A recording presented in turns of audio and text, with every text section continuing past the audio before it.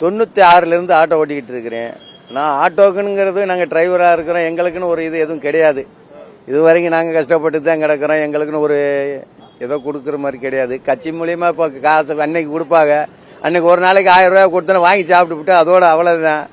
காசை கொடுக்கக்கூடாது. எனக்கு தெரிஞ்ச வரையும் அது யார் ஜெயிக்க முடிஞ்சோ ஜெயிச்சு வரட்டும். ஓட்டுக்கு 1 ரூபாய் காசு கொடுக்காம ஜெயிச்சு வரவன் தான் பெரிய திறமைசாலி. காசை கொடுக்காம ஜெயிச்சு பார்க்கணும், அதுதான் வெற்றி. எனக்கு வேணாம். நான் இந்த டெய்லி 1000 ரூபாய் சம்பாதிக்கிறேன் ஆட்டோவில் என்னுடைய கஷ்டத்தில். ஆமா, கடவுள் புண்ணியமா நமக்கு ஓடிக்கிட்டு இருக்கு. அவ்வளவுதான் நம்ம பொழப்பு. நேர்மையா நடங்க, நேர்மையா நடங்கன்னு சொல்றாங்க. என்னதான் நேர்மையா நடக்கிறாங்க மக்கள்? நேர்மையா தான் உழைச்சாதான் வர முடியாது. இப்படி கொள்ளையடிச்சா தான் மறுபடியும் வர முடியும். பண்றவன உடனடியாக நீ இந்த எலெக்ஷன் நிக்காதேன்னு சொல்லி வெளியே தரணும். அப்பதான் சரிப்பட்டு வரேன். இதுக்கு காசு கொடுக்குறாங்கன்னா அரசியல்வாதி காசு கொடுக்குறாங்க, பொதுமக்கள் வாங்குறாங்க. இது தப்பு ஒன்றும் கிடையாது. இது காசு வாங்கலாம். நீங்க ஏன் கொடுக்குறீங்க? கொடுக்குறவங்கள பிடிங்க, வாங்குறவங்க தானா நின்றுவாங்க. கண்டிப்பா செய்வாங்க. இப்போ ஒருத்தர் 100 ரூபாய் கொடுக்குறாங்கன்னா நல்லது செய்து தான் கொடுக்குறான். சம்பளம் கொடுக்குற முதலாளி எப்படி மாதிரியோ அது மாதிரி தான் அரசியல்வாதி 5 வருஷத்துக்கு ஒரு வாட்டி காசு கொடுப்பாங்க, வாங்கிக்கலாம். தப்பு ஒன்றும் கிடையாது. அவர் தான் எங்களுக்கு உழைக்கணும். கண்டிப்பா உழைப்பாரு. காசும் கொடுக்குறாரு, உழைக்கவும் உழைக்கிறாரு. காசு யாரும் எதிர்பார்க்கறது கிடையாதுங்க. தான் வாங்கிக்க வேண்டியது தான். எதுக்கு அவாய்ட் பண்ணோம்? எங்களுக்கு காசு கொடுத்தாதான் நாங்க ஓட்டு போடுவோம்னு சொல்லலையே. நீங்க கொடுக்குறீங்க, நாங்க வாங்கிக்கிறோம், அவ்வளவுதான். அதே மாதிரி நாங்க போடுறோம், நீங்க வாங்கிக்கிறீங்க. சட்டம்லாம் ஒண்ணும் இல்லையா? அப்படின்னு பார்த்தா எவ்வளவு காலமா இதுதான் போயிட்டு இருக்குது. சட்டத்தை ஏற்ற வேண்டியது தானே.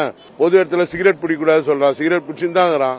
பொது இடத்துல குடிக்கூடாதுன்னு சொல்றான், குடிச்சுதாங்கிறான். சட்டம்னு ஒண்ணு இருக்குது, நியாயப்படுத்துங்க, அப்ப சரியாயிடும். என்ன கேட்டா ஓட்டு போறதும் தப்பு, ஓட்டுக்கு காசு வாங்குறதும் தப்பு. எந்த போஸ்டிங் வந்தாலும் சரி, பப்ளிக் சர்வீஸ் யாராச்சும் பண்றாங்களா? தமிழக அரசு ஏன் பண்ண மாட்டாங்க? எத்தனையோ பேர் இருக்காங்க. இதே பிளாட்ஃபார்ம்ல எத்தனையோ பேர் இருக்காங்க. சாப்பாடு தண்ணி இல்லாம எதுவும் இல்லாம. ஏன் இவங்களுக்கெல்லாம் ஏதாவது ஹவுசிங் போர்டுன்னு ஒண்ணு அலாட் பண்ணி கொடுக்கலாம்ல? இது வரைக்கும் கொடுத்தது எத்தனை குடும்பங்கள் இருக்காங்கன்னு தெரியும். அவங்களுக்கெல்லாம் ஒரு வாழ்வாதாரம் பண்ணி கொடுக்கல. அதுக்குன்னு ஏதாவது மாற்று வழி பண்ணலாம்ல? அது பண்றதுக்கு யாரும் தப்பு கிடையாது.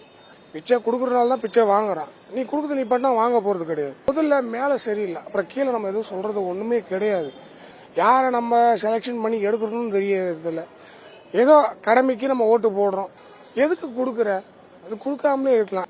பசங்களோட எஜுகேஷன் ஒன்று இருக்கு, மெடிக்கல் ஒன்று இருக்கு. பெட்ரோல் குறைக்கிறேன்னு சொல்லிட்டு இருக்காங்க, கேஸ் குறைக்கிறேன்னு சொல்லிட்டு இருக்காங்க, டீசல் குறைக்கிறேன்னு சொல்லிட்டு இருக்காங்க. உங்க கவர்மெண்ட் நடக்குது. அப்போ நீங்க மேல போனதான் குறைப்பீங்கன்னா அப்ப எதுக்கு நீங்க இருக்கீங்க? மறைமுக ஆட்சி தான் நடக்குது, எதுவுமே மக்கள் ஆட்சி நடக்கல. நீ வந்தா எனக்கு இவ்வளவு பர்சன்ட், நான் வந்தா இவ்வளவு பர்சன்ட், இப்படிதான் போயிட்டு இருக்கு. இது பப்ளிக் எல்லாருக்கும் தெரியுது, பட் யாரும் அதை வெளிப்படையா பேசுறது இல்ல.